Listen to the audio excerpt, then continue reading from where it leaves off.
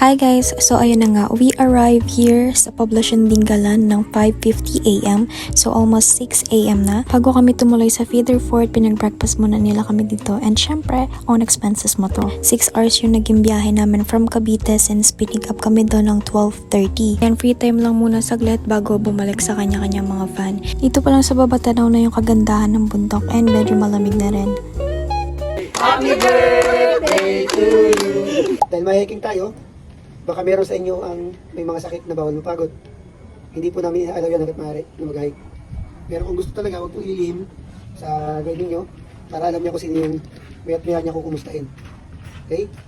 And then, aware naman kayo that may hiking tayo. Naman po pala. And then, ang hike niyo ay twin hike, lighthouse saka mountain view. Depende sa inyo. Yung lighthouse, hindi na safe pakita yung tower, kaya binawal na. So doon lang kayo sa baba magpipicturan. And then yung mountain view, yung mas sikat lang tinatawag na Batanes of Days. Na usually laging unang pinupuntahan para yung pagod ng ayun punta ng lighthouse, at least yung mas magandang view ay napuntahan ninyo. And dahil kahapon ay maputik pa, siguro hindi pa rin siya tuyo hanggang ngayon. So expect natin may konting putik pa yung dadaanan ninyo. No? So iwasan natin magtatapon ng basura kung saan, leave no trace tayo. Ilagay sa tamang lagayan. And lagi po magpapaalam sa guide ko kayo ay may hiwalay sa grupo. May pupunta kayong magpipicture kayo sa malayo. Magpapaalam po kayo sa kanya para alam niya kung saan kayo hanapin pag kailangan nyo nang magsama-sama ulit. Pero po magaling tumama sa picture yan, kaya kung wala nyo, pero sa kanya mga punin nyo mamaya para sa pictorials. Okay?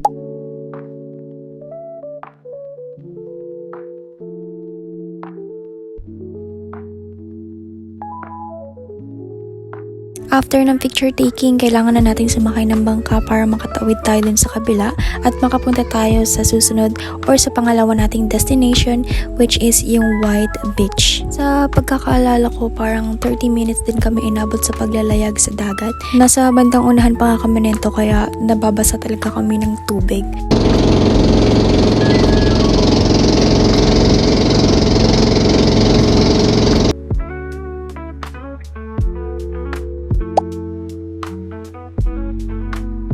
At nakarating na nga tayo sa pangalawang destination natin, walang iba kundi ang White Beach. At bakit nga ba tinawag tong White Beach? Hindi naman white yung mga sand. So bakit nga ba? So syempre guys, merong history to. Sabi ng tour guide namin na before, sobrang puti daw talaga ng mga buhangin dito. Pero dahil sa mga bagyo na dumaan, nasira yung mga to. So after ng pahinga at ng pictorial, aakatin na nga natin ang pinakahintay natin at inaabangan na lahat na tawag nilang Batanes of the East. It will take 30 to 45 minutes nga pala ng hiking and trekking. Narinig nyo ba yung sinabi ni Kuya? Warm up pa lang to guys. Nag-uumpisa pa lang tayo, kaya makapapansin nyo, patag pa yung mga nilalakaran namin dito. Kaya mga nakakangiti pa kami that time.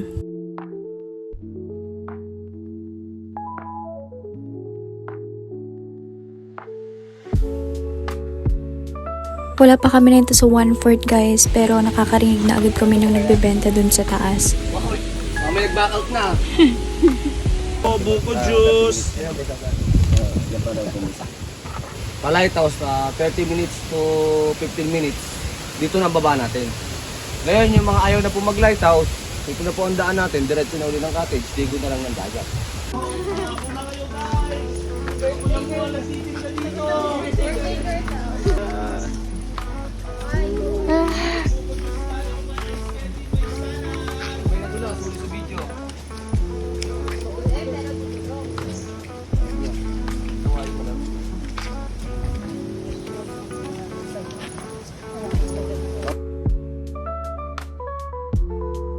Ayan, pa video pa yan, mukha pa rin siyang okay. And papunta na nga pala kami dito sa pangalawang ahon. So, papapansin yung pahirap na ng pahirap yung inaakitan namin.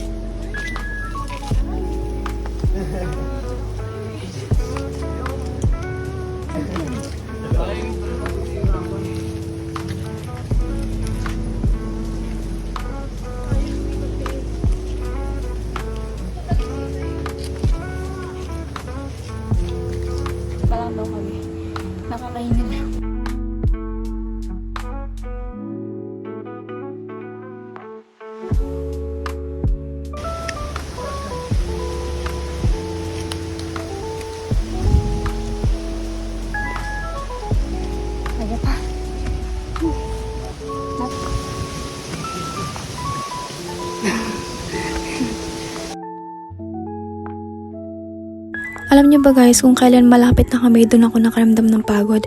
As in, sobrang sakit na ng binti at hita ko nito. Halos hindi na ako makaakyat. 1, 2, 3. Yay!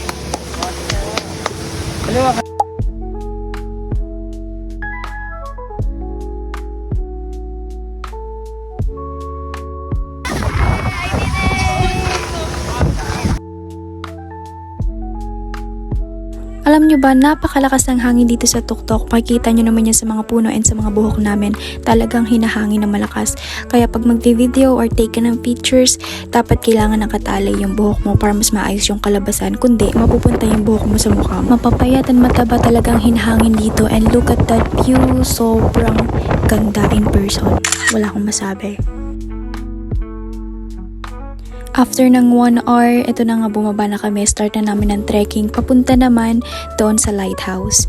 You know what guys, dito kami nahirapan papunta sa lighthouse. If mapapansin nyo, ang puputik na ng paa ng iba naming kasamahan.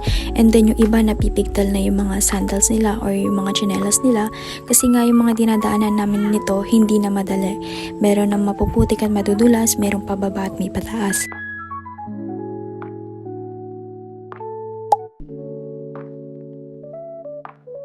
For your information, twin hike tong ginawa namin. So, mapapansin nyo na dun kami sa kabilang side kanina sa Mountain View Deck. Ngayon, nandito na kami sa lighthouse. And maya-maya, bababa na kami for lunch. So, we're here sa lighthouse.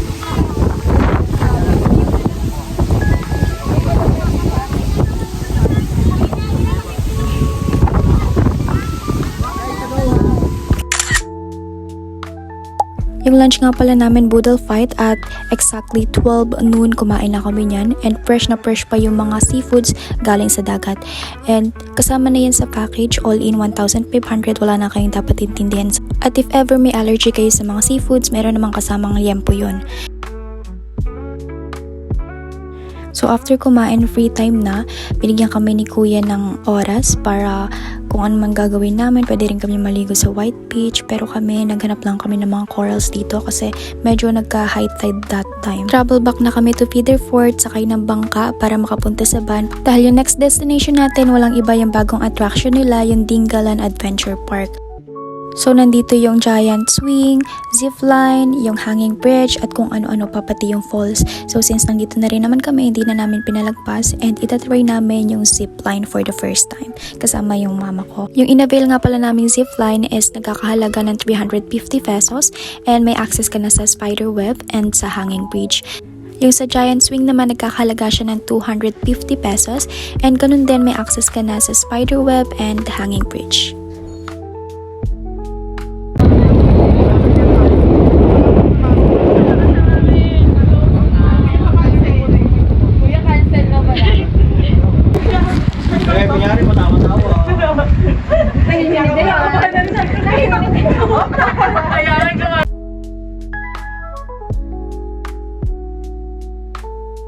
Nung turn na namin ni mama, sobrang lakas ng hangin kaya naman hindi muna ako pinatuloy ni kuya. Sobrang tagal ko nakalambitin dito, parang inabot ako ng 3 minutes and talaga namang nakakangalay sa kamay.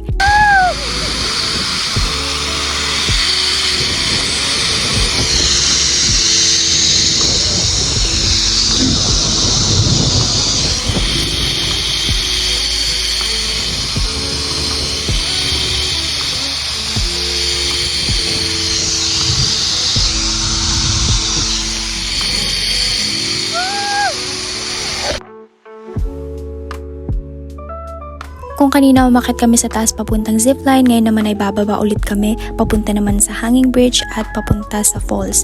See, akyat baba na lang ginawa namin dito. Nakakapagod talaga. Nauga.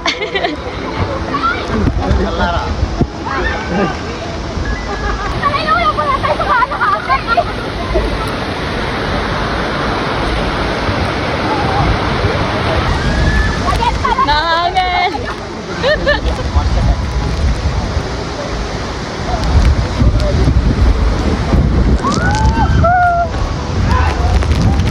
Ayan na naman tayo, wala namang katapusang baba.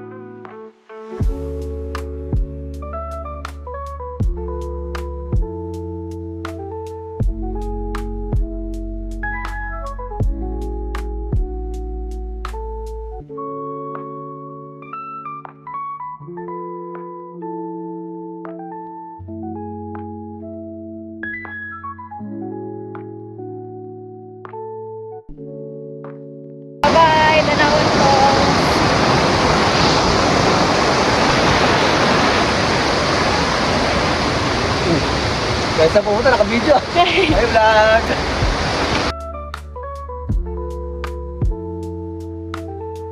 So we're done na sa Adventure Park and Tanawan Falls. Naglalakad na kami pabalik sa van namin kasi magpapalaw na kami. And may bayad yung mga balaw dito na 30 pesos.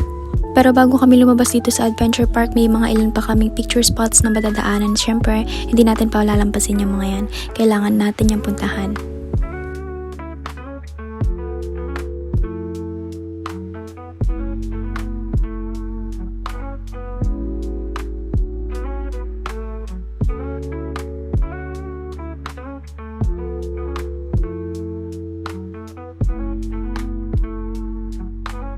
Nga pala guys, I almost forgot na kapag papunta na kayo sa Adventure Park and Falls, meron kayong babayaran na pamasahe. Sasakay kayo ng trike, 40 per head. So papunta pa lang yun, one way pa lang. Then pag pabalik na kayo pababa, magta-trike ulit kayo 40. So 80 pesos in total.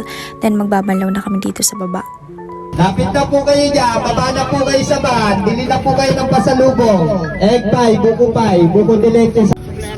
1.7 lang po lahat. Ito may pre-taste tayo ng banana chips sa ubi balso. Bakit?